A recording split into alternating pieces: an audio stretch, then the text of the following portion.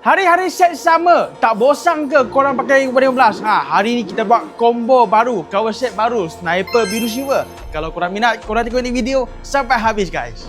Okay guys, pertamanya mesti kita bagi cover set Sniper Biru Silver custom yang terbaru 2026 keluar. Sekali dengan inner kilat jenama PPR Racing, full set korang boleh dapat habis guys. Untuk lightning system, yang atas kita bagi yang lampu zipat original, okey, spotlight dia color biru sekali dengan lampu dada dia jenama Magic Boy yang color biru untuk korang guys.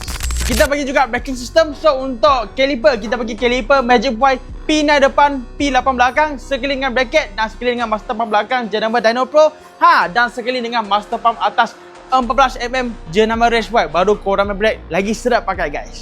Dan untuk suspension system, kita bagi suspension belakang jenama MRU color candy blue crazy color sekali dengan fork jenama Espada dan shaft lower 1.5 inci untuk korang juga guys. Combo dah cantik macam ni, mesti kita bagi apa? Kita bagi skru Salaya original 100% daripada Vietnam import punya, okey. Sekali dengan chain adjuster color biru untuk korang juga guys. Motor nak nampak lawa, nak nampak cantik, nak nampak smart, mesti kita kena pakai rim Alloy original daripada Takasago XL sekali dengan disc plating jenama PPR depan belakang untuk korang juga guys.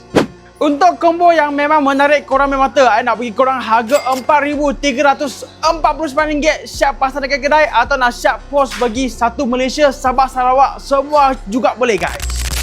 Kita dah siap custom Sniper Biru untuk Warrior 15. Mari tengok siap custom apa kau lagi. Jangan lupa like, follow, komen, share. Ingat combo, ingat subscribe. Lucu.